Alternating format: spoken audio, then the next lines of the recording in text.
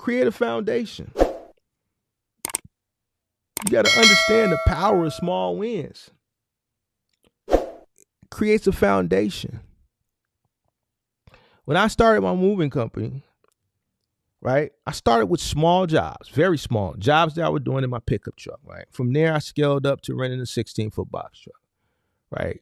So I wasn't doing 3 and 4 and 5 and 6 bedroom homes. I was doing small 2-man jobs, right?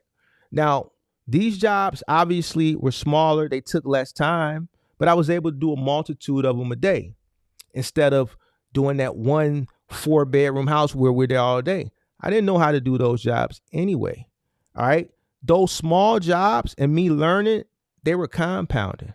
Right. I was building a bigger footprint.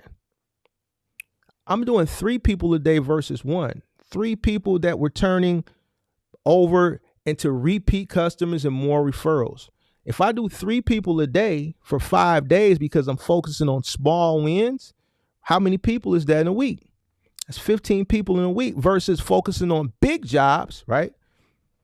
Where I'm there the whole day versus 5 weeks. So I've tripled my footprint over the course of a week. Now, those 15 people that I'm touching at the beginning, because I'm dealing with small jobs, I'm looking for the small wins, which are great. I'm making more money still than I've ever made in my life. These people are doing marketing for me. So I got 15 people a week that are also telling their coworkers, they're telling their family members about this new startup company that just moved them, that did an exceptional job. And these people are coming back every single year because they're small jobs. They're looking for an economical mover. So guess what? Every year when the rent increases 3 to 5%, they're moving, right? Because they don't want to pay. They're looking for cheaper rent. So every single year they're calling me. Versus if I would have been searching for those big jobs, those people we were moving in houses, they're not calling you. We were moving people out of houses because they were losing them. So what if I would have came in focusing on houses in 2010 when everybody was, it wouldn't have made sense. It wouldn't have made sense either way. Those small wins helped me grow more exponentially. I was compounding them. Wasn't chasing that big win. Like a lot of y'all chase like everybody. Hey, Mark, want to know about these government contracts? What about them? I could tell you about them, but guess what? You can't get them no way. Why, man?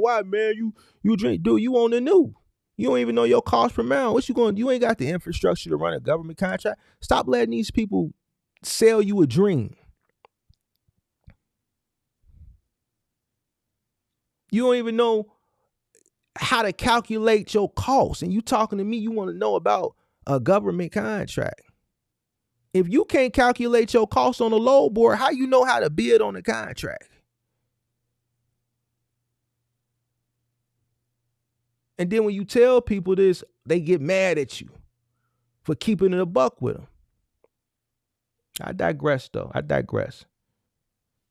So it's imperative that you focus on small wins to build a foundation. Me focusing on those small wins and those small jobs, I was compounding them, and that's what built the foundation, right?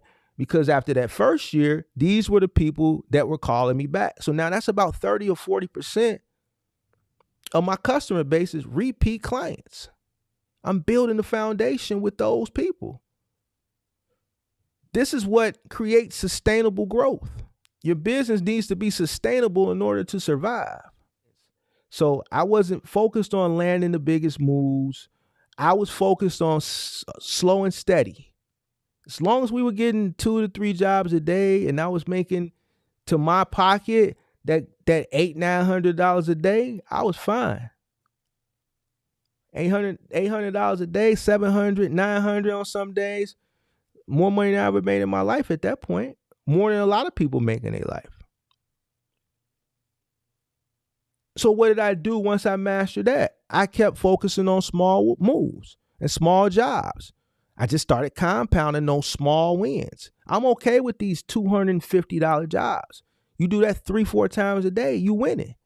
So instead of going and getting the 26-footer, I went and got another 16-footer. Brought on 2 more guys from around the neighborhood. Now we got 2 16-footers. Still rentals. One move is covering the cost of the rental for the week. Each truck is doing about 3 small jobs up to a 1-bedroom. We're compounding that each day. You know what? It's still people calling. All right, let's do it again. Still not gonna bump up. If it's not broke, don't fix it. Another 16-footer. All right, we're gonna add 3 small wins to that crew. We still building this house. We still learning. Why? Okay, well, we got my truck is mastered. I'm pretty much learned. Okay, I know how to move shit, this, that, and the third. But now what? I'm learning how to scale now. I'm learning how to deal with a multitude of people. I'm learning how to manage a multitude of people. I'm learning how to manage a multitude of trucks. It's easier to learn how to manage a multitude of trucks. It's easier to learn how to manage a multitude of people from a smaller scale with less stress. I don't want to send novice people that I'm training that's on the new into big mansions yet. We're not ready for that yet.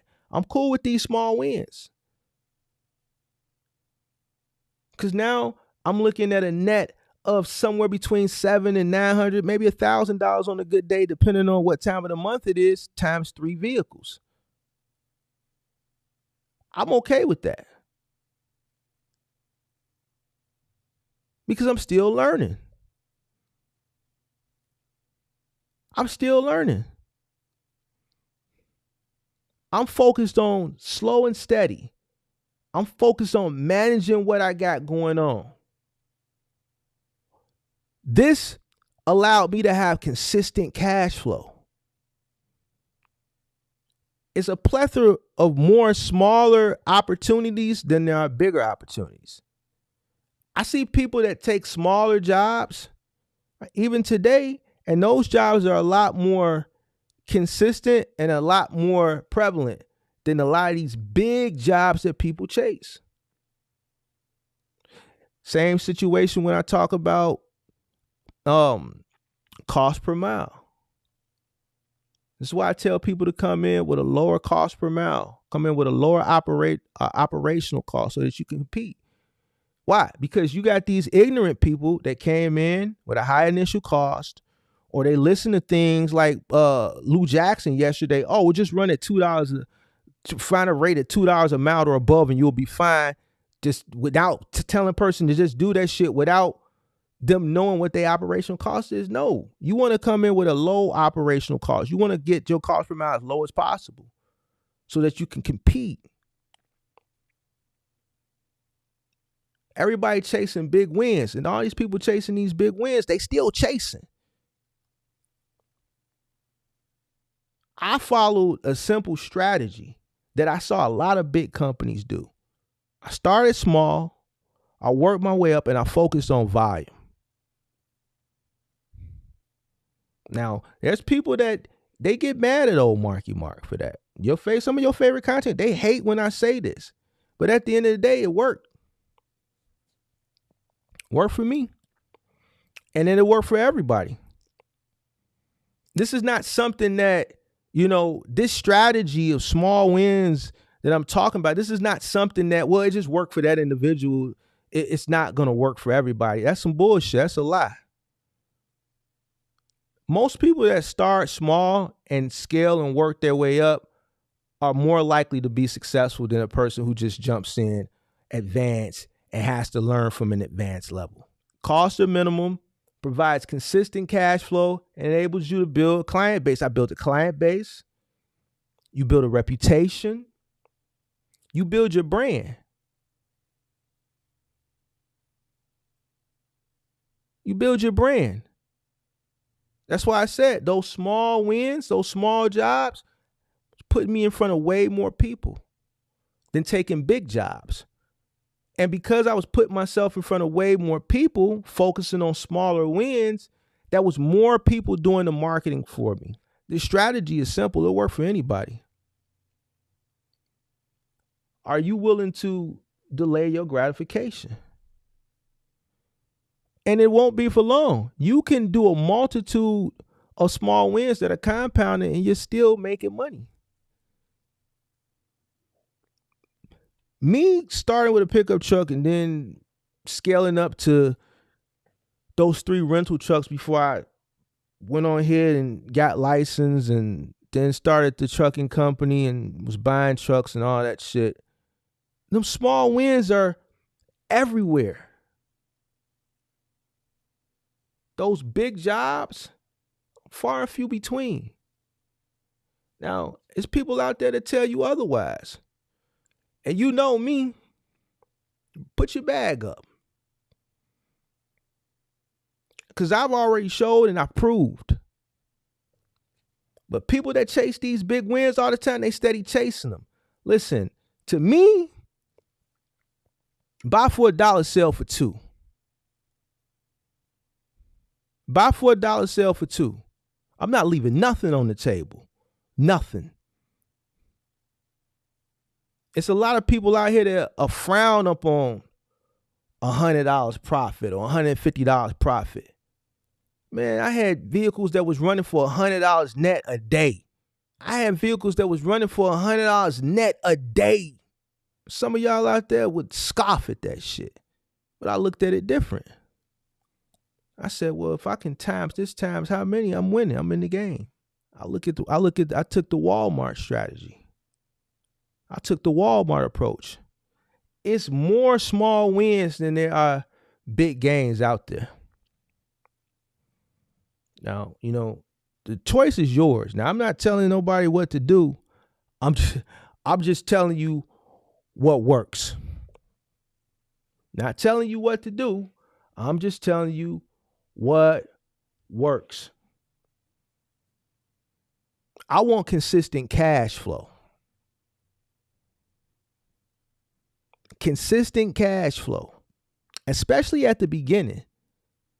When you become tenured and you become an OG, then you can start frowning and turning your nose up to shit. Hit the like button, subscribe to the channel. Hit the like button, subscribe to the channel, turn on post notifications. See, people don't like to hear this. When you become an OG, you can scoff and turn your nose up. And when you on the new, man, listen, on the new, I wasn't turning nothing down. You got $50 for me, I'm coming to get it.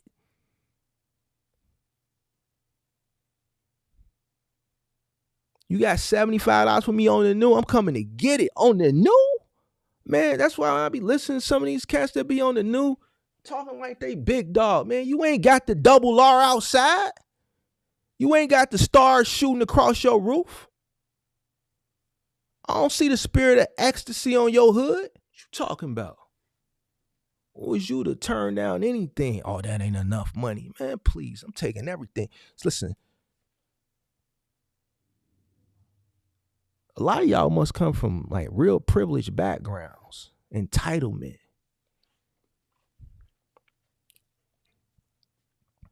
You gotta earn the luxury to turn your nose up. I'm not leaving nothing on the table on the new. And I didn't. You know why? Because those twos and fews were small wins and they went in the pot.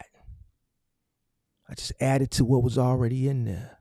Sometimes it required hard work. The work might have been more than what the earning might have been, but guess what? It was more than what I had before, and I'm on a mission. I'm trying to build something.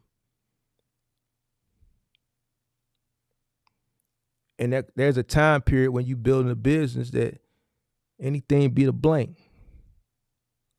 Now, you got people that think otherwise. All right, well,